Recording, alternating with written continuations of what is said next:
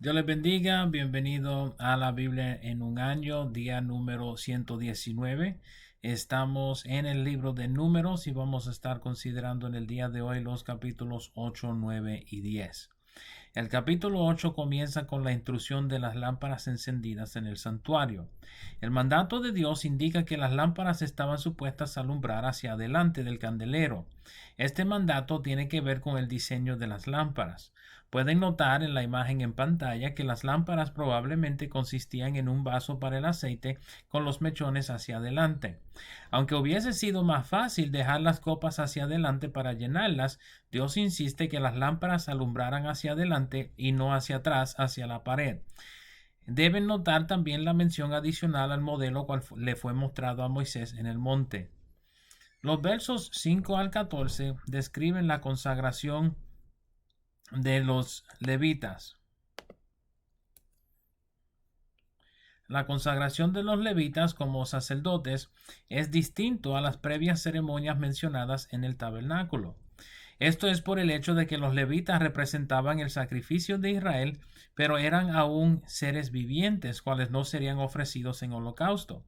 Noten en el verso 7 que se habían de lavar con el agua de la expiación, siendo ésta rociada sobre ellos, y luego se afeitarían sus cuerpos completamente, como en la renovación de un voto nazareo, aunque este no era el caso aquí.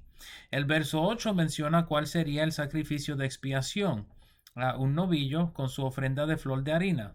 Un novillo era un becerro, conforme al sacrificio de expiación de los sacerdotes. El verso 10, noten bien, indica que el pueblo de Israel pondría sus manos sobre los levitas. Esto es curioso porque indica que el pueblo de Israel estuviera poniendo sus manos sobre los levitas como hacían con los sacrificios. Este sí es la representación en este verso, ya que en el verso 11 los levitas eran presentados a Jehová como ofrenda mecida delante de Jehová para el servicio de Jehová.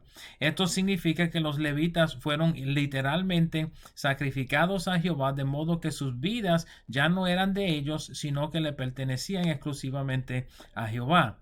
En torno, los levitas pusieron sus manos sobre los novillos. Uno era para expiación y el otro para holocausto. Los versos 14 al 19 reiteran el hecho de que los levitas fueron escogidos por Dios en lugar de los primogénitos de Israel. De tal manera como fue representado en su presentación como ofrenda a Jehová, los levitas le pertenecían exclusivamente a Dios. Los versos 20 al 22 reiteran lo acontecido con los levitas en este capítulo. El capítulo termina en los versos 23 al 26 con las instrucciones sobre el tiempo de servicio de los levitas.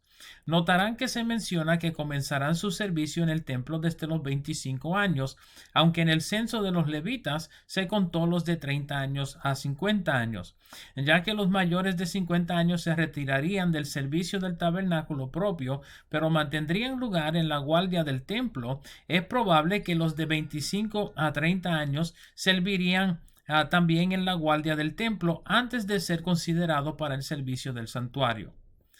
El capítulo 9 comienza con la instrucción de celebrar la Pascua. Esto fue durante el primer mes del segundo año de Israel en el desierto. Recuerden que durante el primer mes del segundo año, el primer día fue que se levantó el tabernáculo. Conforme al número 7, los príncipes de Israel estuvieron presentando ofrendas para la dedicación del altar por 12 días, 13 si contamos la presentación de los carros en un día aparte. Esto indica que el altar de bronce y el santuario se dedicarían esencialmente justo a tiempo para la celebración de la Pascua ese año.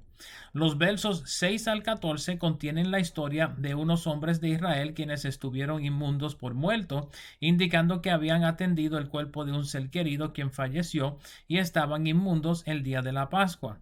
Estos vienen a Moisés para preguntarle lo que debieran hacer, deseando participar de la Pascua. Moisés inquiere de Jehová lo que deberían hacer. Al salir del tabernáculo, Moisés da la instrucción que deben celebrar la Pascua debidamente y que ninguno, aunque fuera inmundo por muerto o estuviera lejos de viaje, debiera abstenerse de celebrar la Pascua. Esto es una indicación de la importancia de la Pascua por encima de las otras fiestas y ritos de Israel. Los versos 15 al 23 contienen la descripción de la columna de nube.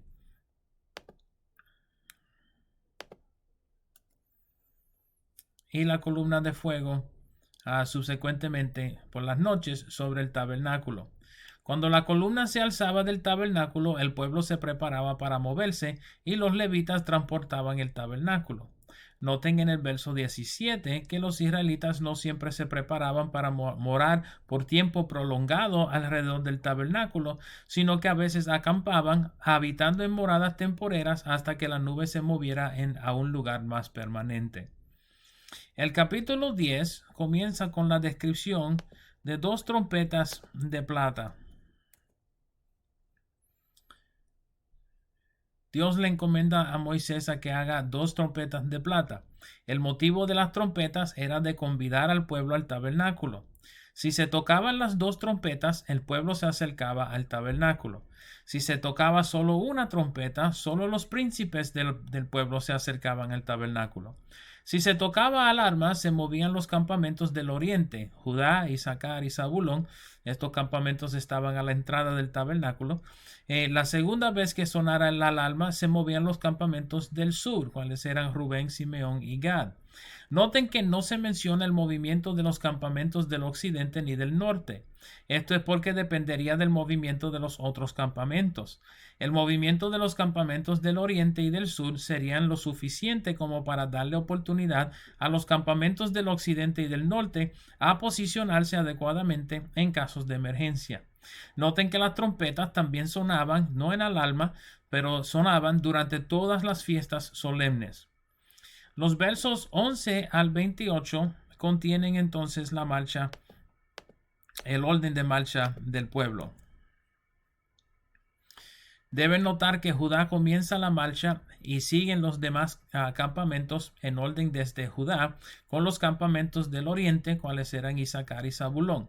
Noten en el verso 17 que luego de la partida de los campamentos del oriente, estando el tabernáculo desarmado, los gersonitas y los meraritas partían detrás de las tribus del oriente.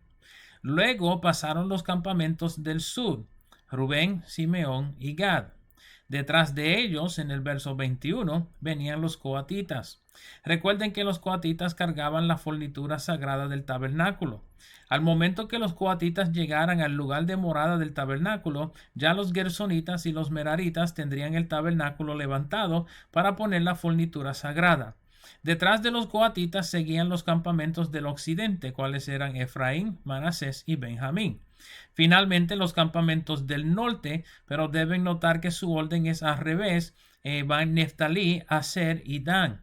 Dan, deben notar, cual tenía uno de los ejércitos más grandes, traía la retaguardia del desfile. Noten en el verso 11 que la primera vez en que se mueve el tabernáculo siguiendo la nube de Jehová es en el segundo mes del segundo año de la salida de Egipto, a los 20 días del mes. El capítulo termina con la descripción del movimiento del pueblo tras el arca del pacto y la inclusión de un detalle significante sobre el cuñado de Moisés, llamado Jobab, a quien Moisés le ruega que se quedara con el pueblo para servirle en lugar de ojos por los lugares en cuales habían de pasar. Aunque inicialmente Jobab protesta, Moisés lo convence a seguir con el pueblo. Noten las palabras de Moisés al mover del arca en el verso 35. Estas son las primeras palabras del Salmo 68, cual fue escrito más tarde. Estos han sido los capítulos 8, 9 y 10 del libro de Números. Espero les sea de provecho el video y nos veremos por esta parte mañana. Dios me los bendiga. Dios les guarde.